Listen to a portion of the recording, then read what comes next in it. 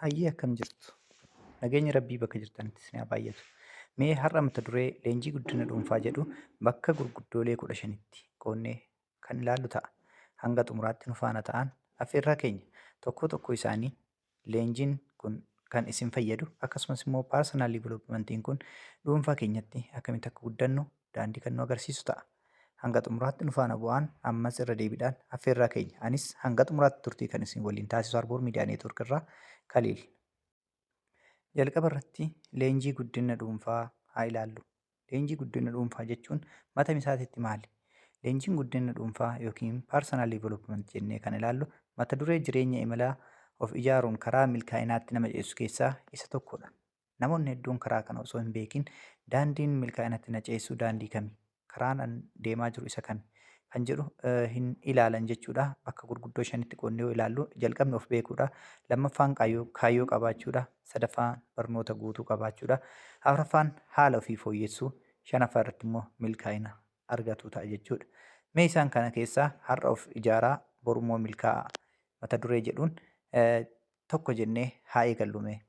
Egaa of beekuun foormullaa hin qabu jedhu mitiiree of beekuun bu'uura hundaati. Namni of hin beekne kallattii hin qabaatu.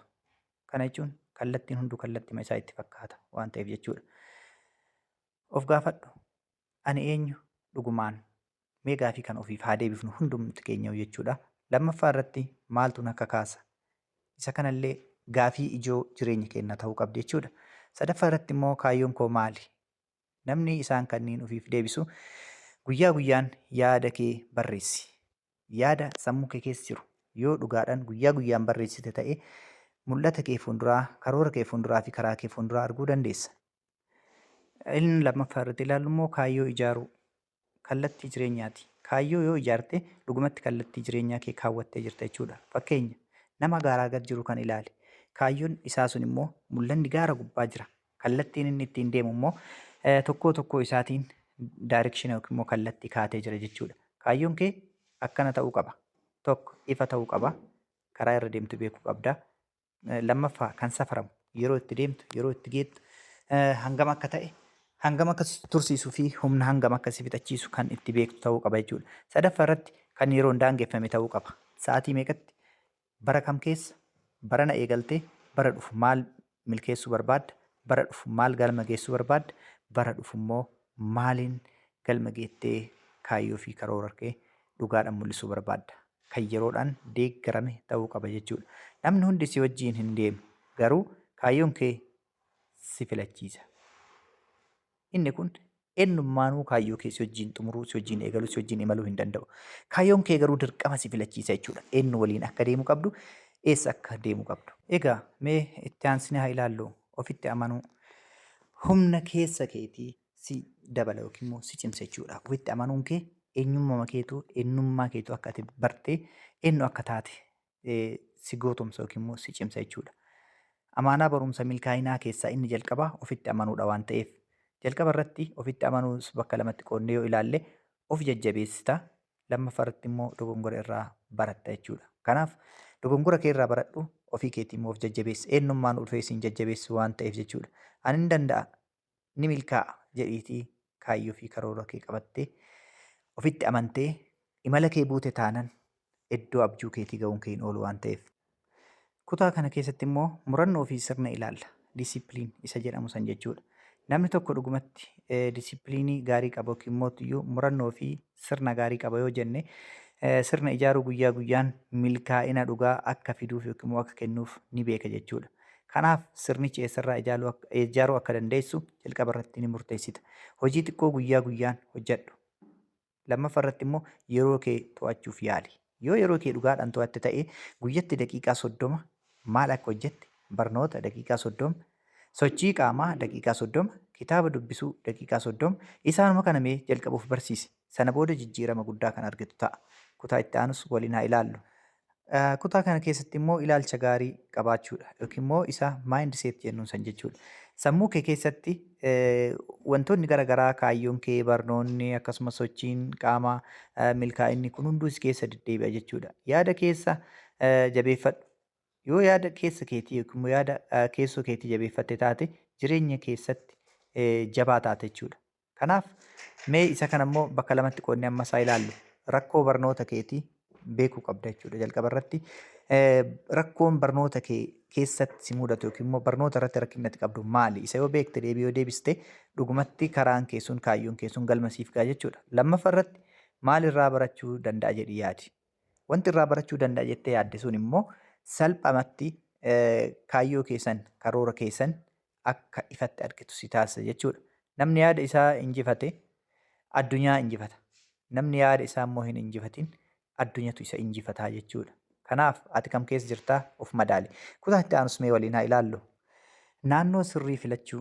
Naannoo keessa jirtu yookiin immoo iddoo jirtu yookiin immoo iddoo ati amma irra jirtu filachuun dirqama sitti ta'a jechuudha. Kana jechuun namni iddoo irra jiru iddoo ofii san filate bakka deemu san illee ni beeka. Tokkoffaa iddoo filachuun bu'aaleen sii qabu keessaa inni jalqabaa si jajjabeessaa. Lammaffaa irratti si ijaara. Sadaffaa irratti si sirreessa jechuudha. Kun bu'aa iddoo filachuu keetiiti. Kan si jajjabeessu yeroo kamiyyuu cimtee akka itti fuftu taasisa. Kan si ijaaru immoo kaayyoo keessan irratti galma geettee akka milkooftu si taasisa. Kan si sirreessu immoo dogongora kee irraa si sirreessa jechuudha. Fakkeenya gaara tokko yeroo ol baatu yoo mucaachisee duuba si deebise akka ati kallattii biraa karaa biraas qabdu yookiin immoo cimtee akka achirra jabaattee baatu si taasisa jechuudha. Kan duubatti si harkisu irraa fagaadhu.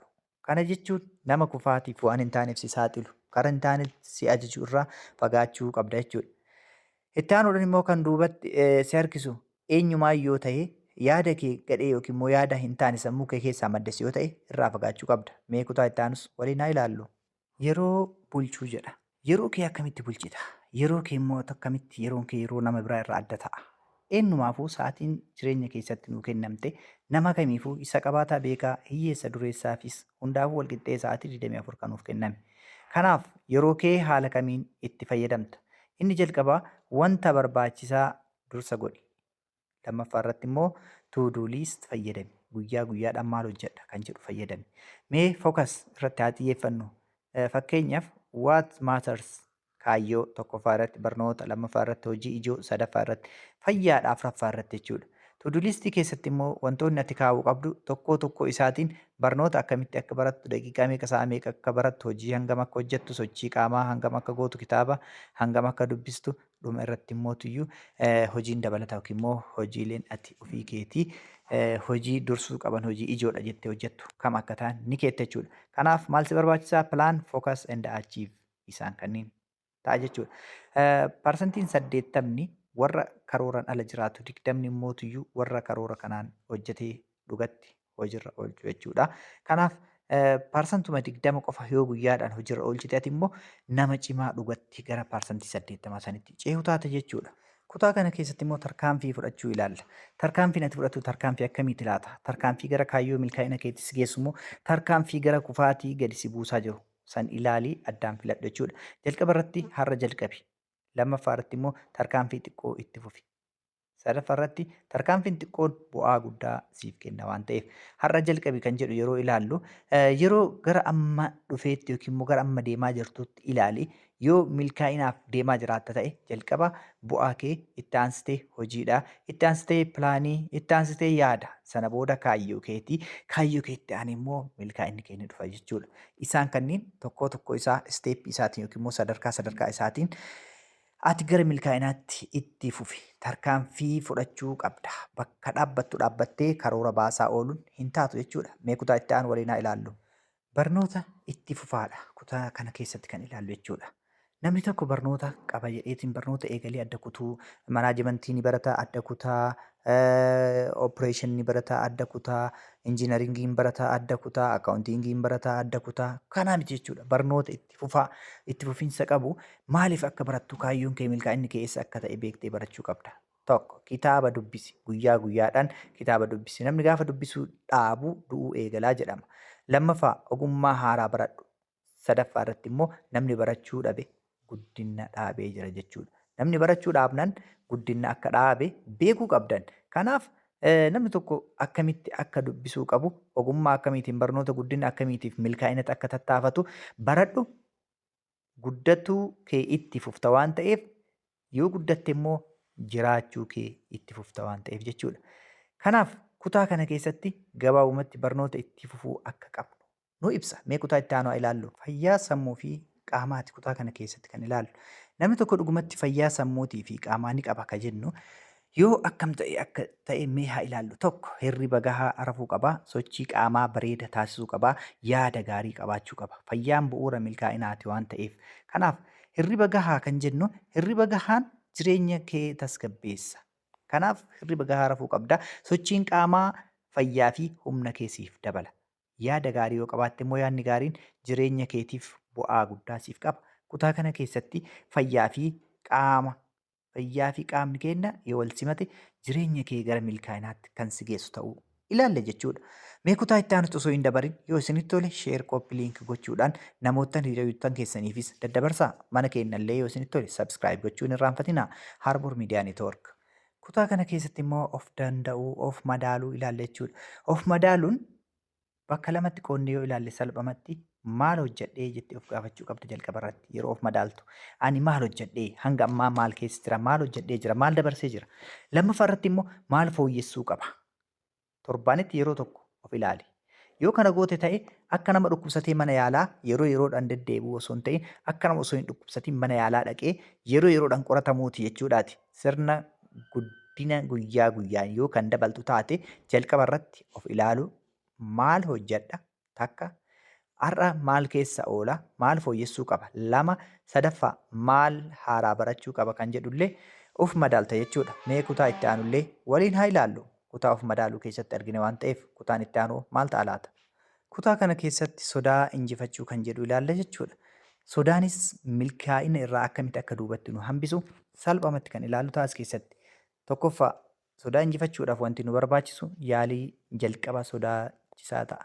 Tokko gaafa jalqaba ni yaala jettu kasaarinnaa, kufinnaa, milkii dhabinnaa, daandiitti hafinnaa akkas ta'innaa namni maal naan jedha wanti akkasii maal ta'u daldala eegaluu dandeessaa, biyya ormaa deemuudhaaf yaaddee biyya ormaa keessatti hojjechuu dandeessaa, naannoo keetitti hojii haaraa banuudhaaf deemuu dandeessaa yookiin immoo barnoota ho'iitiif deemuu dandeessaa yookiin nama fuuldura dhaabbattee hawaasa fuulduratti yaada kee ibsachuudhaaf sodaachuu dandeessaa.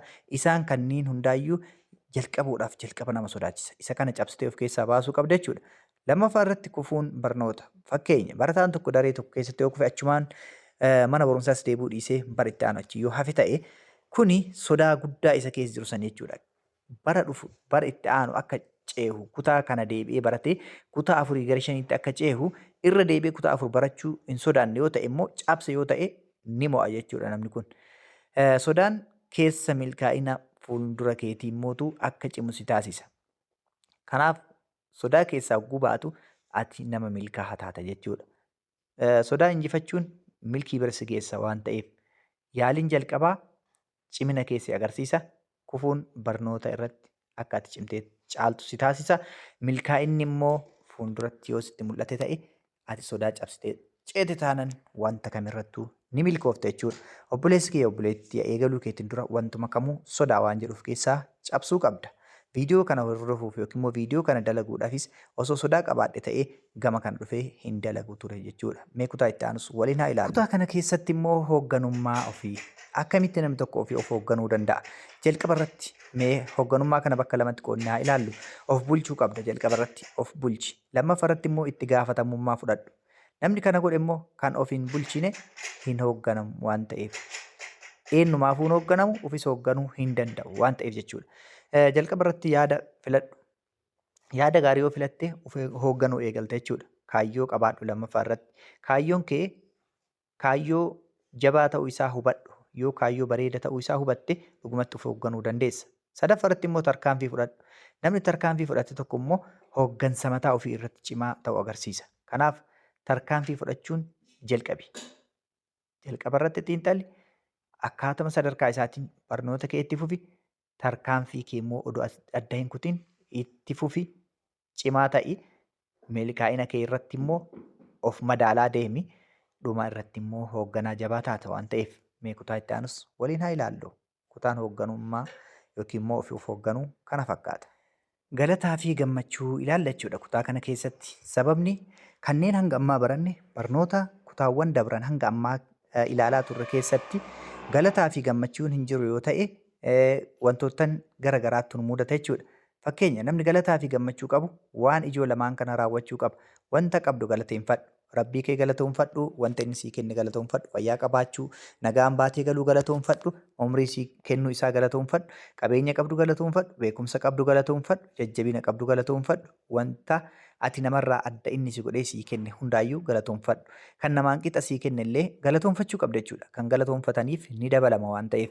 Lammaffaa irratti milkaa'ina xiqqoo kabaji. Fakkeenya har'a bakka akkanaa deemee wanta akkanaa bitadhee dhufa jettee yoo yaadde dhaqxee wanta san argattee deebite taanaan qormaata tokko 10 keessaa 5 hin deebisa yookiin immoo 10 keessaa 10 hin deebisa jettee yaadde yoo ta'e wanta san milkoofte taanaan waan sanitti gammaduu qabda, kabajuu qabda jechuudha. Kanaaf sammuu tasgabbaahaa humna ni dabala. Yoo sammuun kee tasgabbaahee gammachuu fi galata qabaate humni kee ni cima jechuudha. Galata sammuu ni bareecha. Gammachuu jireenyaa ni dhugoomsa. Galata gammachuu guddina fida. Galanni yeroo kamuu yoo ati cimaa taate gara galata milkaa'inaatti si jijjiirama. Galata milkaa'inaa kee kabajuun milkaa'ina fuula duraatiif cimaa akka taatu si taasisa. Kanaaf galatoonfachuu hin irraanfatiin. Kutaa itti aanus mee waliin haa ilaallu. Karoora hojii ilaalla jechuudha. Kutaa kana keessatti karoora hojii jalqaba guyyaa jalqabaa irratti wantootan sadiin kana gochuu qabda. Kaayyoo 3 barreessi.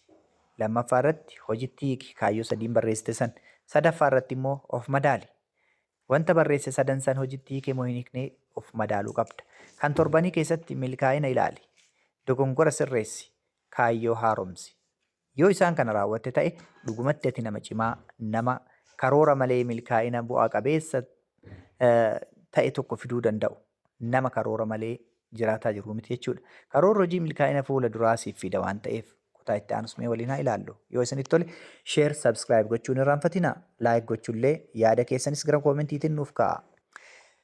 Xumura ta'a jechuudha kutaa kana keessatti kan ilaallu. Walumaa galatti xumura irratti maal ilaalla? Jireenyi imala dheeraadha. Namni hundi si wajjin hin deemu. Garuu yoo of ijaarte ni geessa. Kanaaf imala dheeraa kana jireenya kee keessatti jireenyi walumaa gala imala dheeraa waan ta'eef imala dheeraa kana kophaa kee ni deemta. Garuu namootan karaa kana deeman daandii milkaa'ina kanarra jiran wajjin deemuu dandeessa. Namni si waliin deemu hin jiru waan ta'eef. Ergaa ijoo hin dhaabbatin of ijaari ni milkoofta. Isa kanneen hojiirra oolchite taanaan dhugumatti ni milkoofta. Kaayyoo qabaadhu, hojii keetti jabaadhu, of madaali, milkaa'ina gaheessa ta'i. Harboor miidiyaa neetwoork irraa Kaliil ture. Kutaa itti aanu maal akka isinii dalagu? Asuma yaada keessan koomentii jala nuu kaayaa. Yoo viidiyoon kun isinitti tole hiriyoota keessaniif sheer godhaa. Mana keenya subscribe, sheer gochuu laayik hin irraanfatinaa. Horaa bulaa deebanaa. Harboor miidiyaa neetwoork.